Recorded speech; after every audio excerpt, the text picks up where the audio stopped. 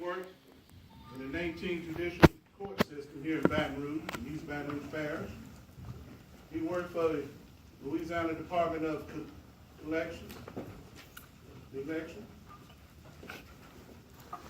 He also worked for his father in the law firm of Ezra Cunningham Law Corporation.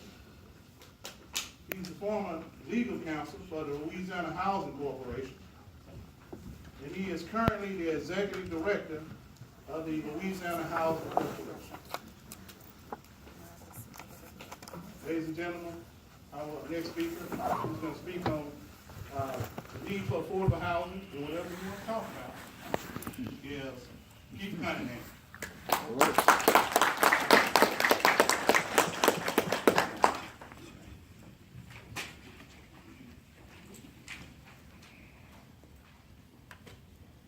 I may not need to use a microphone. I'm pretty vocal. I'm a talk. I'm a lawyer by trade. So if you guys don't mind, I'm gonna use the podium to hold materials that I can reference as I speak to you. But podiums make me nervous. They kind of remind me of my high school and college experience. So I used to sit in that back corner. The room was set up a little different when I was here. But I'm a graduate of Southern University, so it's a great opportunity to be back here to speak to you, to speak at my school, to talk about how we can address some of the needs here in the state of Louisiana. So thank you all for giving me an opportunity to talk to you about something that's very passionate to me, something I have a lot of time and energy and attention placed into. So work with me as I talk to you all. I know I'm listed as a speaker. Speakers give speeches. I like to have discussions. I like to talk to you. So I'm going to be looking for feedback from you, right? If I'm right and you agree, nod your head. If you disagree, well, you won't disagree, right? But most importantly, when I tell a joke, laugh. That'll help me get through all of this process. But it is a discussion. It's a communication. It's an attempt for me to give you some information, to give you some understanding of a process that is very complicated. There was a lot of discussion, a lot of great discussion that was on this panel, and there are a lot of hanging chads, right? Some of y'all don't remember that, but there are a lot of hanging chads. There's more information that needs to be shared with you. So it's great that this is a learning opportunity, and it's great that this institution is creating this opportunity for individuals to develop in the communities that have such great, intense need, right? So my topic is the need for affordable housing. And so as I'm putting materials together to try to talk about the need for affordable housing, it's interesting. It's hard to kind of express it because they're facts, right? They're numbers, they're statistics that'll tell you what's going on in the state. They'll tell you what's going on in this nation. But the need for affordable housing is just not that simple. It's more than numbers. It's a combination of things. It's how people live, right? It's how our communities exist. It's how we relate to one another. So what is the need for affordable housing? Or more importantly, how do I make it matter to you, so you, as you move forward in your careers as developers or bankers or architects, can understand why this should be a part of your mission. So let me step back. Let me tell you who I am, right? No. That's not true. I got some of it that I'm working to give out to you, but I don't have it all. Look, I'm God's son, right? I'm God's child. I'm Edsel and Ozzy's boy, oldest boy. I'm Jonesboro and Mount Hermon, right here in Baton Rouge, right? That's who I am. I'm Southern, I'm LSU, right? I am Baton Rouge. I feel Louisiana. That's part of my vision, is to create the Louisiana that we all believe Louisiana can be. So my goal is to work, and my vision is success. And one of my tools is the Louisiana Housing Corporation, of which I'm the executive director. Now what that means is I help make decisions about affordable housing opportunities across this state. That's a heavy responsibility. We operate on a $10 to $12 million budget annually. We allocate, if I counted all of the dollars that we run through the agency, the impact of the tax credit, maybe $200 million annually go out. So that's a large number, right? So that puts a lot of importance on what we do. Right? We're one of the few agencies that have broad discretion in how we administer, but we follow closely federal, state rules about the operation of our program. So given what I've told you, and you don't have to raise your hand, but how many people have even heard of Louisiana Housing Corporation? How many people have been to a meeting? How many people know about tax credit? How many people know about home dollars? How many people know about ESG, continuum care, WAP, LAHEEP? All of these are programs that we operate that try to create opportunities for individuals to have safe, decent, affordable housing. And that's our mission. Our mission is to ensure that every citizen of Louisiana has access to, has the ability to receive affordable rental housing. And I speak to you guys, and I catch faces, and I see people that I haven't seen in a while, so if I stop and wave and say hello, please forgive me, that's just who I am. And that ain't no one of my calls, I just saw somebody and I wanted to say. So in that mission, we're recognizing that there are difficulties to reaching. And so that's why it's important for me to have a discussion about affordable housing, the need, right? So this agency was created, this agency I work for was created because the state legislature, in its wisdom, determined that the private markets and the private sector could not reach affordable housing measures to assist the citizens in the state of Louisiana. So they created a quasi-state entity, and they gave it access to federal dollars, and they gave it opportunities to fund projects all across the state. So we do things like we develop NOFAs, which are funding announcements. We develop QAPs, which are criteria and selection requirements. And even now, we're continuing to work to create a more streamlined approach to how we deliver housing. We want to give you the best access to our resources with the smallest amount of chain and control. Because at the end of the day, what you build, I will monitor for 30 months. And I will be on you. And I will be sending you letters. And I will be calling you if you're not meeting the requirements of our agreement. And that's very important. Because it's much easier to spend the money, and it's much harder to make sure the money does what it's supposed to do. And so that's what we talk about, the need for affordable housing. So I'm going to give you some numbers. I'm going to give you some of those boring statistics that'll kind of give you an idea of where we are, and maybe help you focus some of your attention as to what you want to do as developers in these communities that you serve. In 2014, my agency commissioned a study to determine what were the housing needs for the state. We did a housing needs assessment, and what we came back with was something that we kind of knew just based on our own experiences. There is an affordable housing crisis in the state of Louisiana. We have things that are taking place across this state that are hard to express in words. We all have relatives in North Louisiana, right? Some of us do. I have relatives in North Louisiana that I'm ashamed to say have dirt floors. I've been in individuals' houses where you can see the sky from their kitchen. Deplorable. And the ability to coordinate these resources is important because there is a need for affordable housing. So HUD did a study, and they determined that in Louisiana, 53% of the individuals in this state, homeowners, renters, are rent stressed. Does anybody know what rent stress is? So the rule is you're supposed to spend 30% or less of your income on your housing. If you spend more than 30% of your income on housing, you are rent stressed. You're paying more than what you should pay for where you stay. Now, I'm not talking New York, I'm not talking San Francisco, and of course I'm not talking Denver, Colorado. I'm talking about Baton Rouge, Louisiana. I'm talking about Mendon, Bunker. rent stress in this state has a major impact on how individuals live. 53% of us are rent stressed.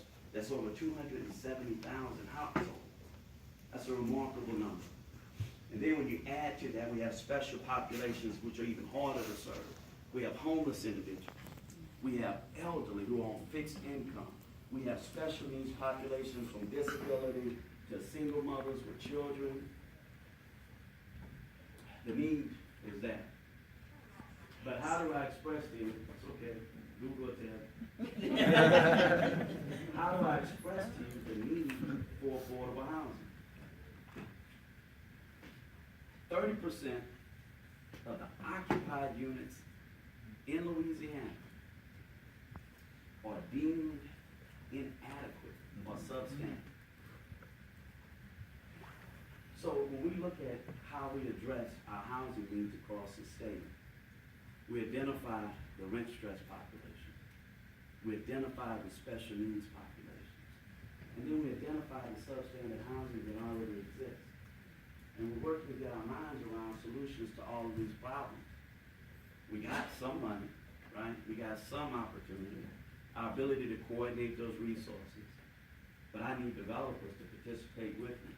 I need developers to help me develop in the Delta, right? In the Delta region. How many people know what the Delta region is? We haven't been able to impact that region because it's extremely difficult to develop, because poverty is so real in this state. Let me give you a number. 24 parishes in the state of Louisiana have a condition called persistent poverty. Does anybody know what that is? This is a crazy number. 20% of the population in these parishes have people in poverty who have been in poverty, 20% of that population in poverty for over 30 years. That's amazing. And I like to talk about it from a Louisiana perspective because I'm a Louisiana boy, and I feel like the rest of the United States treats Louisiana like we're a third world state. We're poor, we're uneducated, we're polluted. We're all of those things that you hear about in other places. That's right here at home. Nobody's gonna change that for us. We have to change that for ourselves. So that's why the need for affordable housing matters. So let's talk another statistic, right? This agency has been able to subsidize the development of thousands of units across this state. But there's a reality component that's coming on. Each one of these units have affordability periods that are mandated by the funding source. We are reaching the end of affordability on 12,000 units across this state. So that means I have 12,000 less units in the next few years to throw at our affordable housing problem. The need for affordable housing. So, when I first started writing this, talking about this, digesting this, so I could spit it back out to you, right? I thought it would be an easy conversation about the need for affordable housing. Then I went through the process of, what are we really asking? What are they asking me? What does he want me to talk to you about? Because the numbers will talk about what the need is. So I gotta go a little deeper. I gotta go in a different direction. Housing is where we live, it's where our children grow up, it's where we vote, it's a component of where you work, right? It's where you relax, it's where you spend time with your family and friends, it's where you should feel safe, right? Whether it's a rental unit or an apartment, we all deserve that same very thing. So, how do I express to you something that seems on its face so easy to suggest that there is a need for affordable housing? Let me add one component. Because look, I'm a multitasker, which means I've been able to harness my ADHD and put it The recent floods and disasters have exposed the tender underbelly of what affordable housing is. New Orleans experienced it. Baton Rouge is experiencing it now. That thin line between housing and homelessness is made even thinner when Mother Nature steps in. It's made even thinner when policies and politics step into housing. Everybody deserves decent, safe, affordable housing. Why is that a political issue? You know, so let me share this with you guys. You know, I've kind of been in shock, right? I've been devastated, I've been downtrodden, I've been beat up, right? I keep hoping that like the episode of Dallas, I'm gonna wake up and all of this will be just a dream and it'll be November 3rd. I'm not gonna talk anymore about that, I'm just gonna suggest it. I'm not gonna wake up because this is where we are now. This is the reality component of where we live. And so I look to blame, right? I blame Democrats for not voting. I blame Republicans for having policies I disagreed with. I blame myself, I blame everything. Then I realized something, you know, that may not be the issue. So I have a discussion with a friend that I work with almost every morning as we prepare for our day. You know, I'm a Democrat by checking the box. But I don't like categories. I don't like to be defined because I think it gives people the ability to identify you and suggest they know you without knowing you. But I'll accept that now as a Democrat. And my friend, well, he's kind of agnostic about political parties. He suggests that they're like wrestlers. One pretends to be the heel and one pretends to be the golden boy. And they switch and they turn and they toss. And so I thought about that, and every morning I prepare for an argument with him based on our last discussion. So as I'm going to work one morning, I'm in my car, and I need a McDonald's sausage biscuit, right? Anybody ever had McDonald's sausage biscuit? Yes. Oh, things are good. Catch them right when they fresh, they're good. Right? So I'm in line, and I'm in my car. And I'm listening to probably Snarky Puppy. Jazz band. Y'all right? Y'all good? We're gonna talk later. I went to a concert in Atlanta, man. So I'm driving, right? I'm in line, and I look to my right. And there's an individual holding a sign saying, I need help. Homeless man with a dog. Right? So I did my natural. Y'all have done it. I know you have. I put my ignore on. Right? We all have done it. You put your ignore on. I got a person 10 feet away from me that's telling me they need my help, and I put my ignore on. Some of y'all probably even look at them and say no. You know, that's something we do. That's society. Then I thought about it. I thought about me wanting to wake up from this dream. I thought about the discussions I've had about who to blame. And it came to me. Hit me. I can't expect nobody to do what I ain't prepared to do myself. So I wrote down my window, opened up my wallet. I had cash in it. What? I had a 20 and I had a 5. I gotta be honest. I gotta be honest. I gave him the 5. I needed the 24 after. And I gave him the $5. And I know what some of y'all think. Oh, drugs, you're going to statistics say the money goes here, goes there, but y'all missing the point. I didn't give him the money just because he had need. I gave him the money because I could. Because I'm a Christian. Because it's in my heart to help. That's one of my missions. So, let me pull all of that around and draw a certain criteria in a sense. The need for affordable housing is not just because there is a need. It is not just because there are poor people who need our assistance. It is not just because there are people who live in houses that are substandard. It's not just because people are homeless. It's not just because of that. It's because we can help, and we should, and we need to, and we have to, because it is the fabric of who we are as people to help each other as a community. And if we can't do that, y'all, if we can't do that, it don't matter who you blame, we have faith. We have failed each other. And that's what we gotta focus on. As people of the state, as people in this community, we have to focus on the ability to help each other. So you understand the need for affordable housing. Because we need